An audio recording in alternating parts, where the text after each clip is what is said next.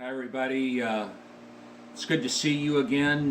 We took a little bit of break of time, but now we're coming back to Chapter 4, and we're going to continue on with it and move into 4.2.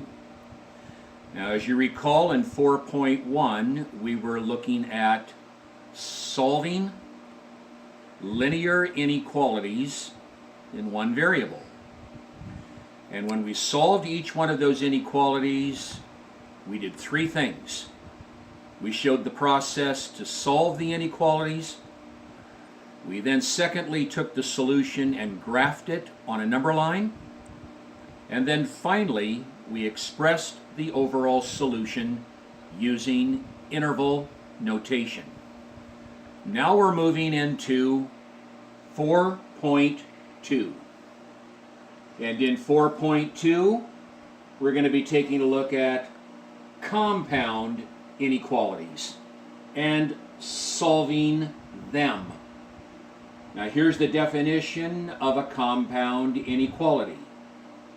It's two inequalities joined by the word and or by the word or.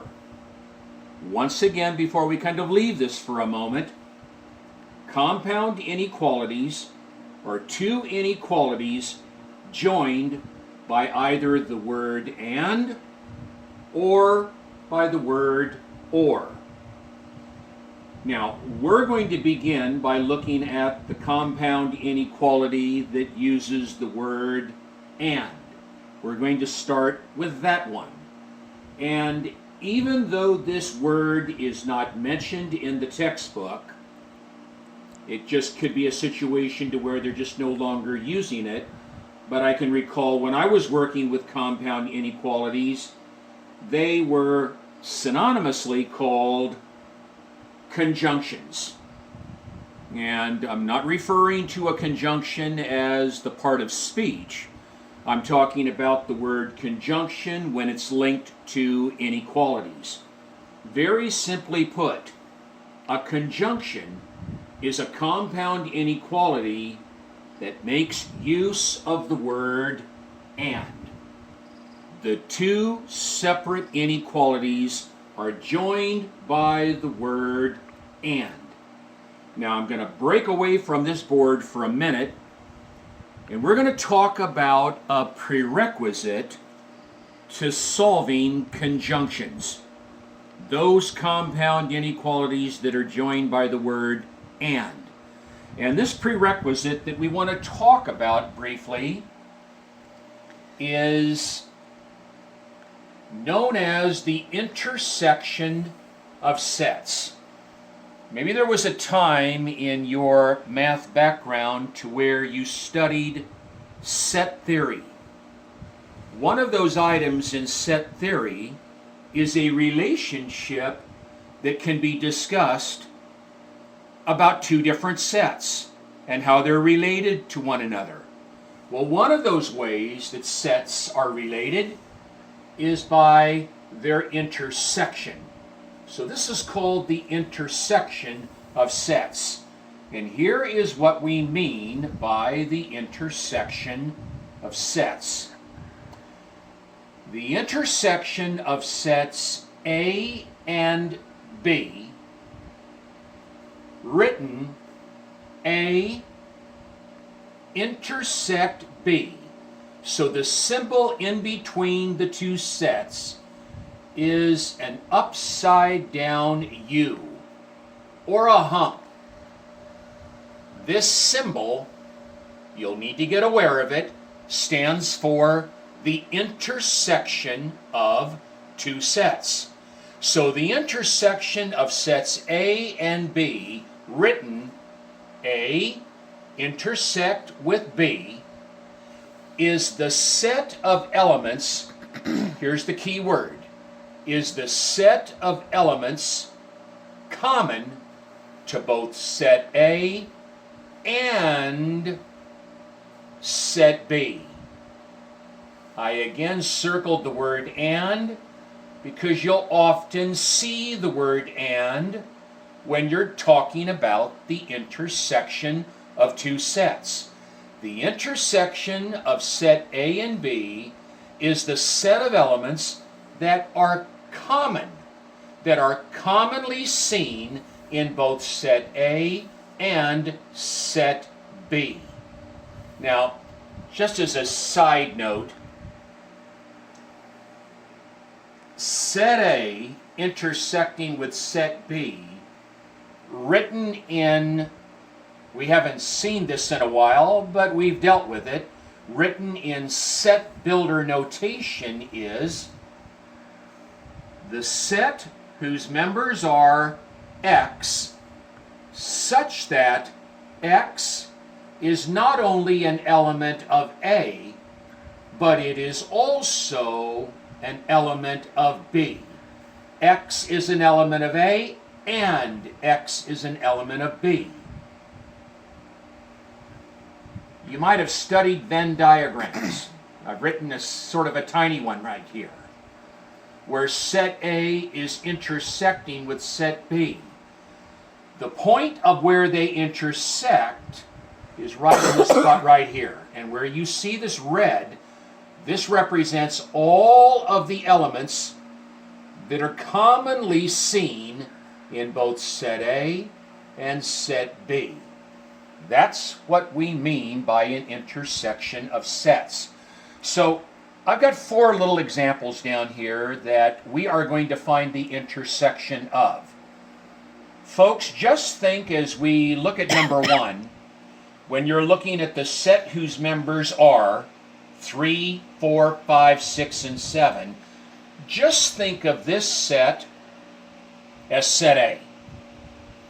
And think of the second set, the set whose members are 3, 7, 8, and 9, think for a moment that this is set B. And with the intersection symbol in between them, what we are wanting to find is a brand new set that is going to form the intersection with this first one and the second one. And it is easy to find the intersection of two sets. You just simply identify the members that are common to both sets. Commonality. Members, elements that are common to both. Well, let's look at both of them. We can see that both of these sets contain the element of 3. No, they don't both contain 4. They don't both contain 5. They don't both contain 6. But in addition to both containing 3, they also both contain the element of 7. So the intersection of these sets is a brand new set. And that brand new set needs to be placed in braces. Those braces mean the set whose members are, and they're going to be the set whose members are 3 along with 7. This brand new set forms the intersection of these two. Let's do number 2. The intersection of these two. They don't both share 2. They don't both share 4. They don't both share 6. But they do both share 8. They don't both share 10 nor 12, but they share 8. The intersection would be the set whose member is 8. The third one, the intersection of these two sets. These elements are all negative. These elements are all positive. These two sets share absolutely nothing in common. If they share nothing in common, the resulting intersection of those is a set that is empty. And the empty set is ordinarily written as a 0 with a diagonal line through it. And that would be the intersection of those two. There are no common solutions. And then finally, number 4, we have this set, and we're going to intersect it with an empty set, a set that has no members in it. Well, if you're performing intersection, with a set that has some members in it with a set that does not have any members in it at all, then there cannot be any common elements in both. And this would be the empty set as well. So what I want us to perceive as I leave this, what I want us to perceive from the intersection of two sets is the intersection of two sets are the solutions or the members that are commonly seen in both sets. Just remember the word common. Commonality. Common to both. Because now as we pivot back and we go now to solving conjunctions, the type of compound inequality that uses the word and. Here is a simplistic model of a conjunction. It is so simplistic that the conjunction has actually already been solved. So just pretend for a moment that this that we're looking in this oval came from a compound inequality that was joined by the word and. And it was solved, and we came up with this solution. X is less than or equal to 6, and X is greater than or equal to 2. This is a very simplistic model of a conjunction. And here's what we mean when we're talking about the solution of a conjunction. Notice, folks, when I read it and emphasize it, it's going to have a synonymous meaning with the intersection of two sets. The solution of a conjunction is a real number that is a common solution of both inequalities. The solution of a conjunction is a real number that is a common solution of both inequalities. Now let's go back to this simplistic model. It's a conjunction in its most simplistic look. On the one hand, X must be a real number that is less than or equal to 6. And that same X variable must be a real number that is greater than or equal to 2. Now here's what I want to do down here to show you what the solution of this compound inequality would look like in a graphical way. And as well, we'll look at the interval notation of that solution. I'm going to start off with the first inequality of this compound inequality. X is less than or equal to 6. And I want you to take a look at the graph of it. Notice I took the number line out to a positive 6, and I obviously included 0 on there, and I also showed the real number 2 on there because of the next part of the compound inequality that we're going to look at. This that you see in red, I don't know how it's showing, how it will be showing on the video when you look at it, but the bracket that I've placed at the end point of 6 is in red, and it is opening up to the left because the inequality symbol is pointing to the left, and the solution graphically for X is less than or equal to 6 begins with a bracket at 6, and it's shaded infinitely in a negative direction. And the redness is on the arrow, as well as all parts of this line emanating from positive 6. And now we go to the second part of that compound inequality, which is X is greater than or equal to 2. I made a separate graph for it. We're going to do and look at the graph of x is greater than or equal to 2. I put the bracket right through 2, and it's going to open to the right because its inequality symbol is pointing to the right. And it's moving to the right positive and infinitely. Everything is darkened, including the arrowhead. Now, the solution for this compound inequality statement are all of the real numbers that are less than or equal to 6 and at the same time greater than or equal to a positive 2. We are actually wanting to find the intersection of these two equations. Just like minutes ago, we found the intersection of two different sets.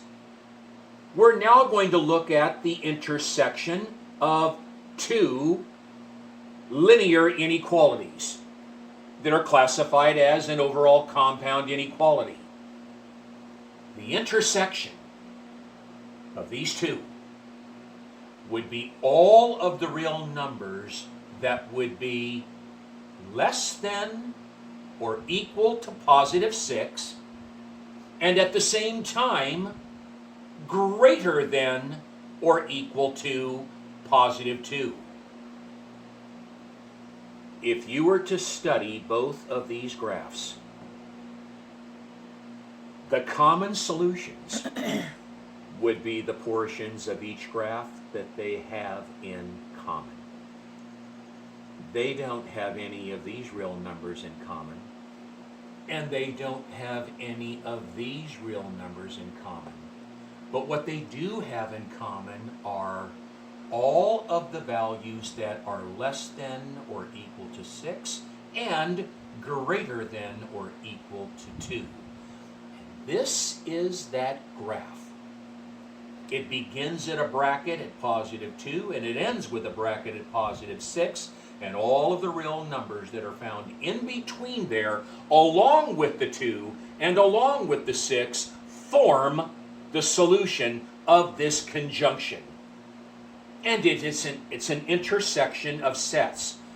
The solution written in interval notation would be a bracket opening to the right with endpoint 2 here. What does that signify? 2 counts. And it ends with the endpoint 6 with a bracket that is opening up back to the left. And all of the real numbers that are found in between 2 and 6 would be additional solutions to this. So we're looking for common solutions of both of the inequalities. Now I'm going to erase, and we're going to begin to take a look at some conjunctions, a series of them. So let me get all of this taken care of, and while I'm getting it erased, I want to pass along this information so you'll see where we are going with this. For each one of these conjunctions that we're going to solve, we're going to do 2 additional things, just like we did back in 4-1 when we were solving the linear inequalities in one variable. We solved, we graphed, and we expressed the solution in interval notation. That is what we are going to do with these. So let me start with number 1, and here's what it looks like. 3x plus 2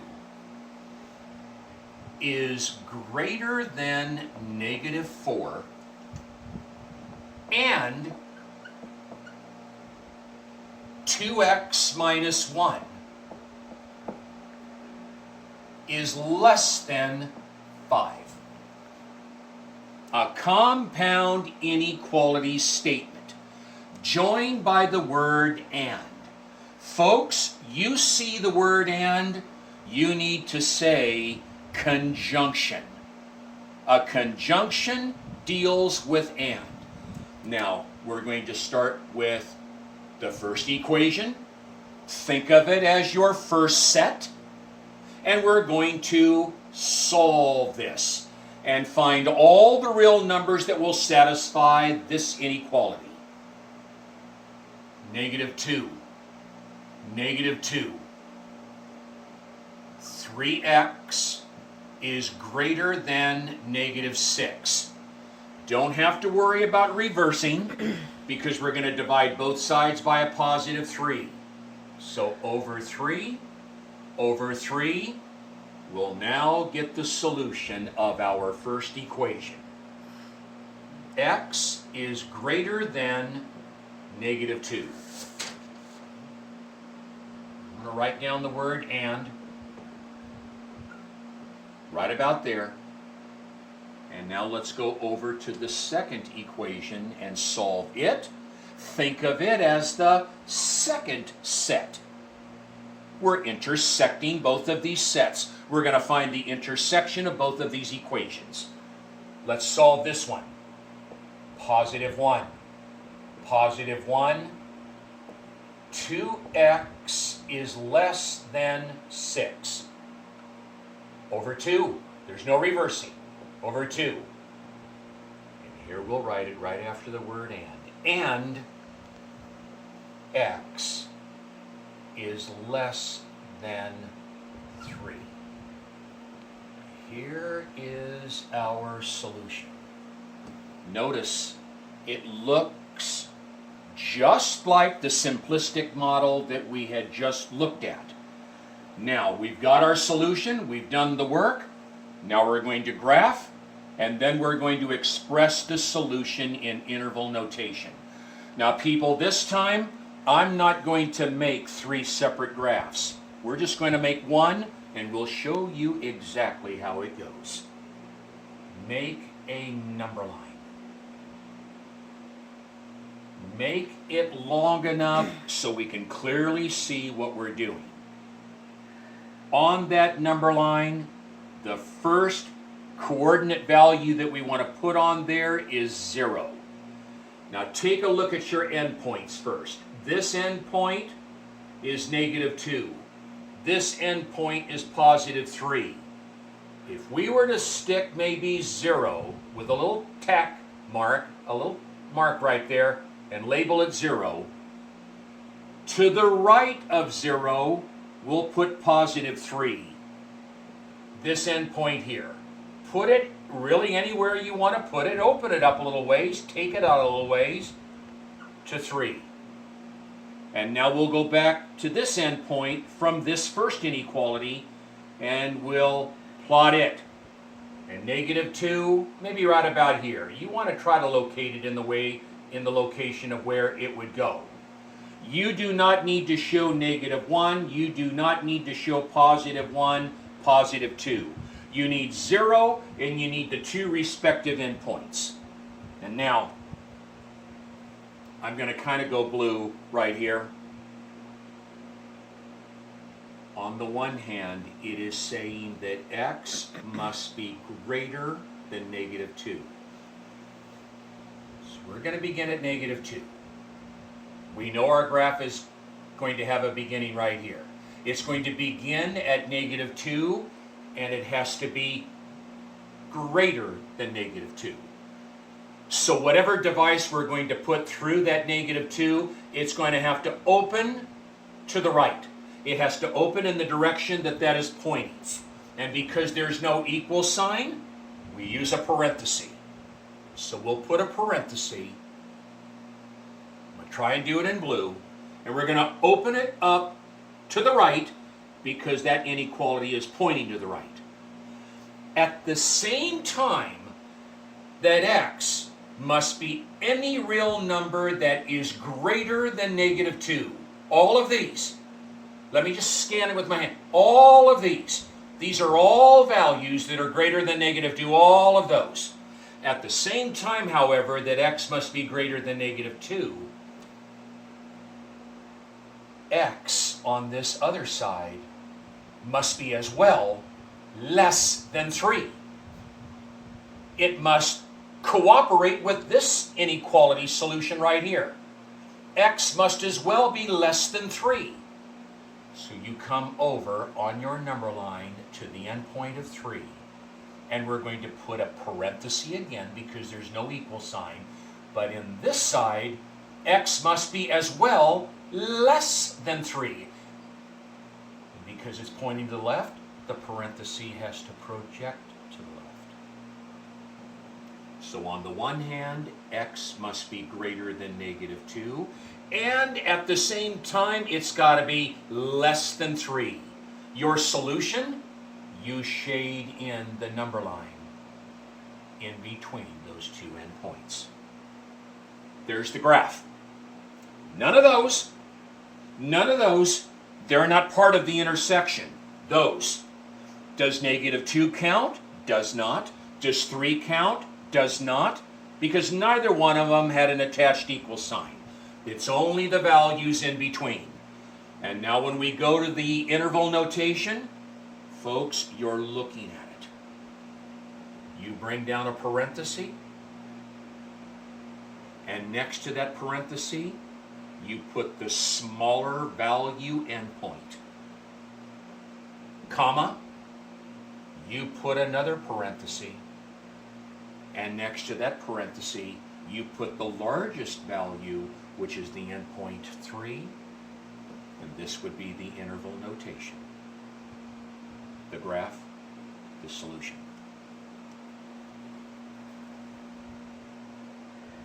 It's number 1. Let's do 2.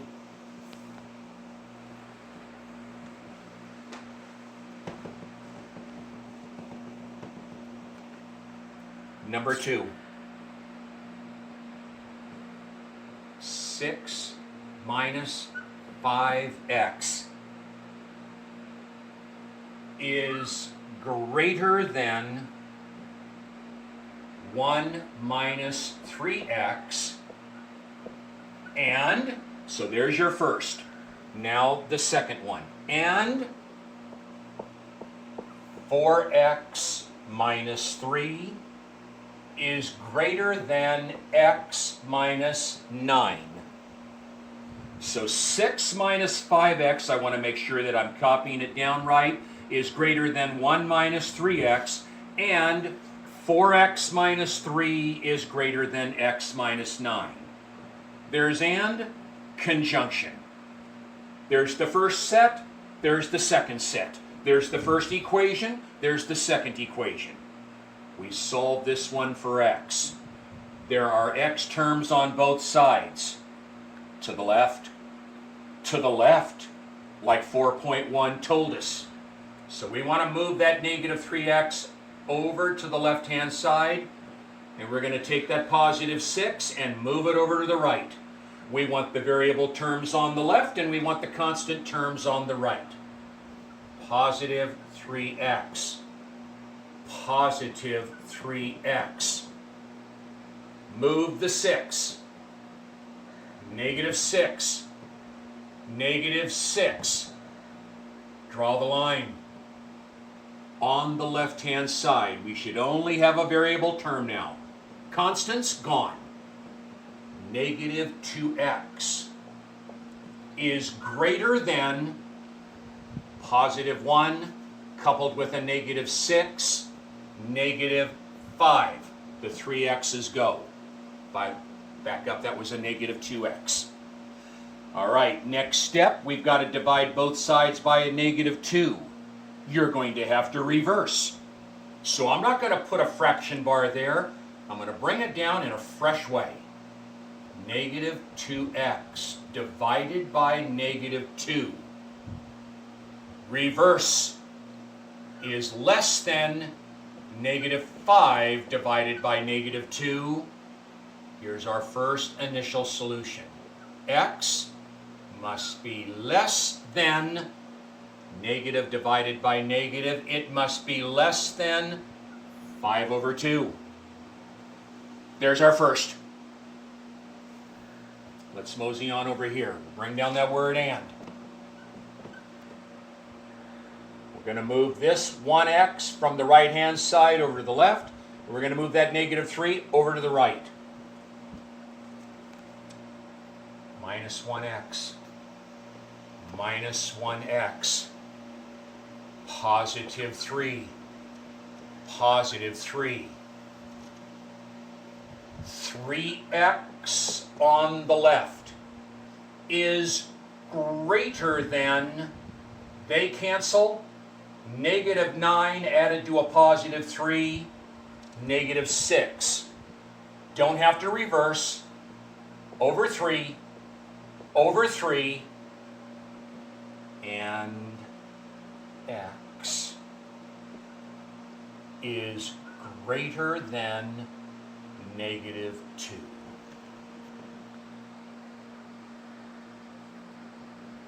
So on the one hand, x must be a real number that is less than 5 over 2, and at the same time, x must be greater than a negative 2.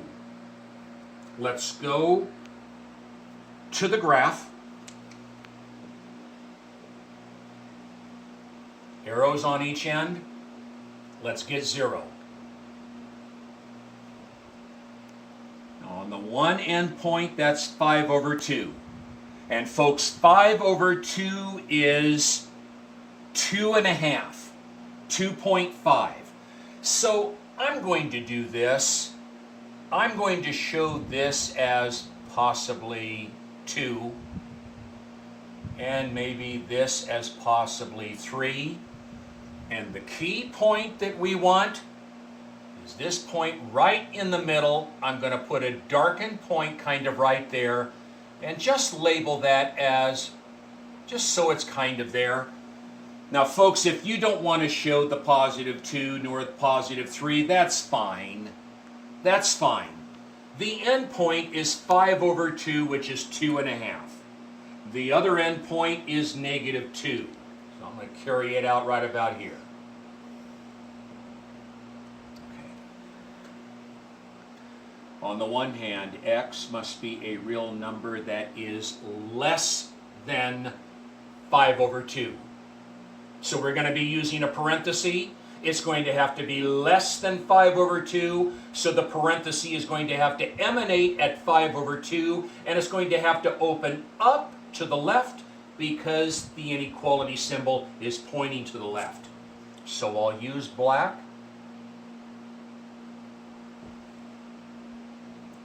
It can be any real number that is less than 5 over 2, but at the same time that happens, x must as well be greater than negative 2. And so right at negative 2, we're going to have to use another parenthesis, and it's going to have to open up in the way that that symbol is pointing to the right. And you'll notice it's a similar looking graph to the last one that we did. So at the same time that x must be less than 5 over 2, it at the same time has to be greater than negative 2. You darken in, there would be the graph. The interval notation, parenthesis, parenthesis, smallest value, negative 2, comma, largest value, 5 over 2, done deal.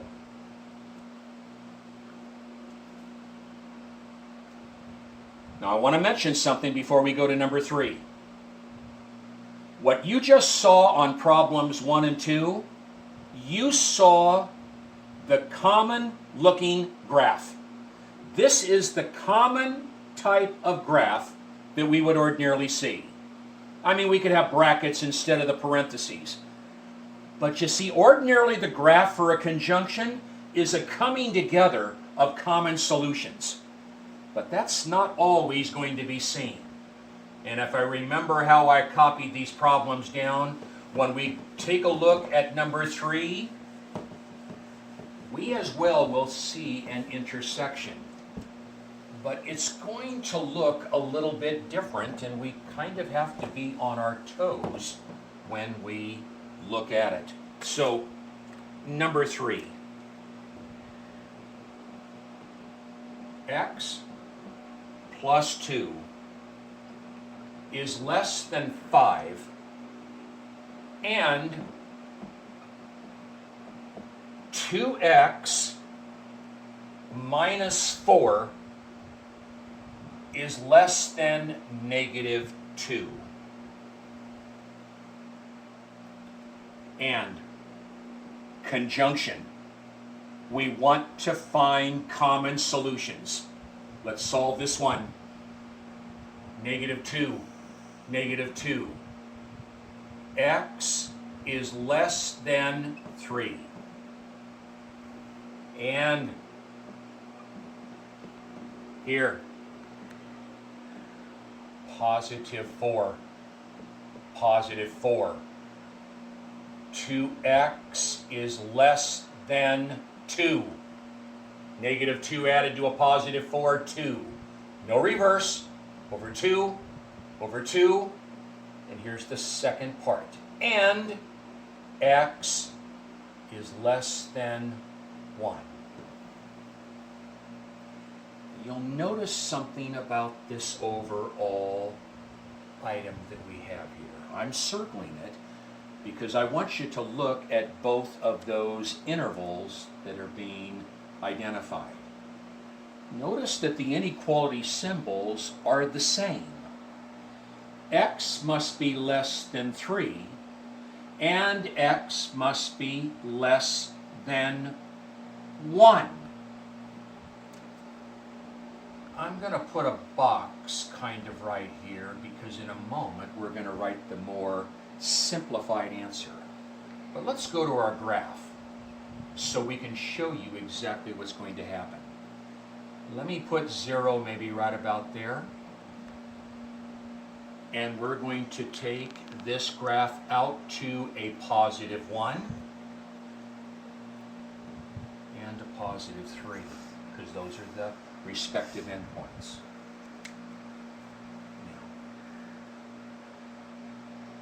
This first individual set or equation says that x must be a real number that is less than 3. So theoretically, if you were to put an oval right at 3, I'll kind of do it just for a moment. X must be any real number that is less than 3. All of those. But at the same time that x is less than 3, x must be less than 1 as well. We're looking for common solutions. X must not only be less than 3, but at the same time it's got to be less than 1.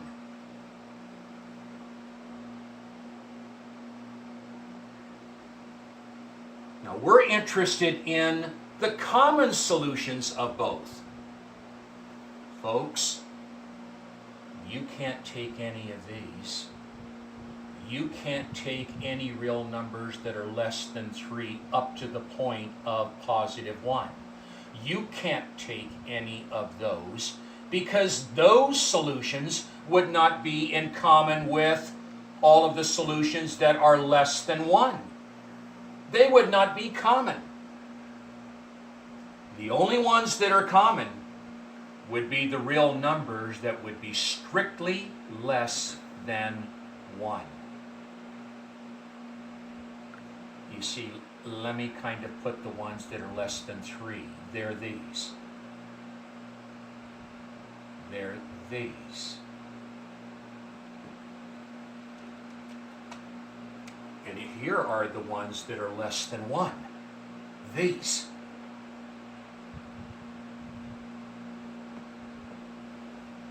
Only where the blue and red intersect would be the solution. There's no blue here. None of these are a part of the intersection. So in a situation like this where it says x is less than 3 and at the same time x is less than 1, the clue that lets you know that you got to be on your toes is these inequality symbols are pointing in the same direction. And the intersection of both are going to have to be all of the real numbers that are to the left of positive 1. These satisfy both.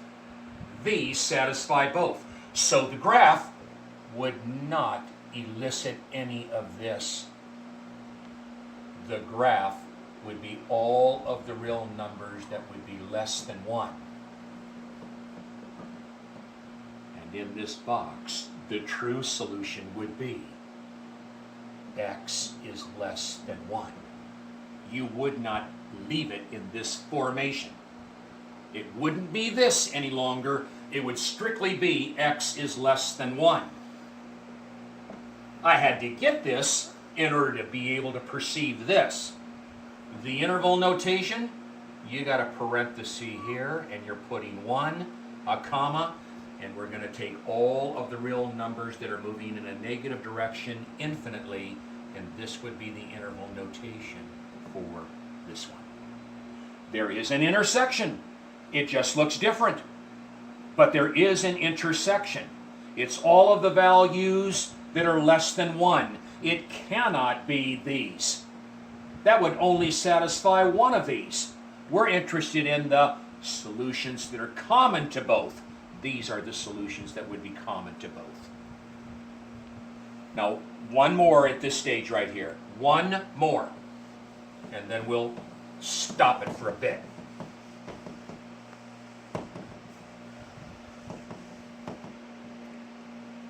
Here's number 4. 4x minus 5 is greater than 7, and 5x minus 2 is less than 3. Solve it. Positive 5,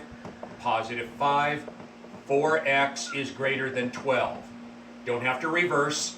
Over 4 on both, x is greater than 3.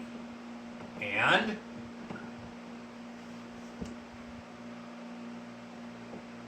positive 2. 5x is less than 5. Over 5, and x is less than 1.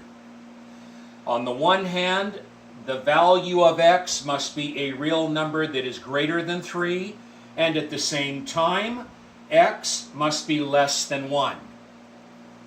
Another unique situation. Let's look at the graph first. I'm going to place 0 maybe right about there. Take it out to 1. Take it out to 3. Now let's analyze these two little parts of our overall solution. On the one hand, it says x must be greater than 3. Well, that would be these.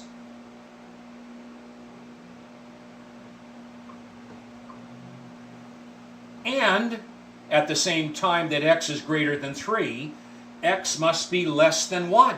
Well, that's here.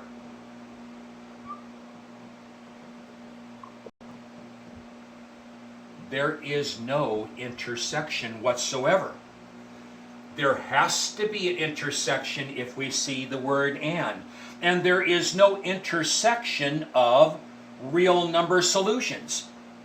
They're independent from one another. Those are the solutions of x is greater than 3. Those are the solutions of x is less than 1. There are no common solutions. And because there aren't any, there is theoretically no graph, and there is no solution. There is no solution to this compound inequality. So, once you've solved each one of these inequality statements, and you've got it down to this, if you can see by looking at this, where it says x is greater than 3, and at the same time that x must be greater than 3, x must be less than 1, if you can see that there aren't any solutions, you can just simply immediately go to the empty set. Or you can write no solution. There is no solution. There is no graph. I showed the graph so that you could see that there aren't any common solutions. Now we're going to stop for a moment here.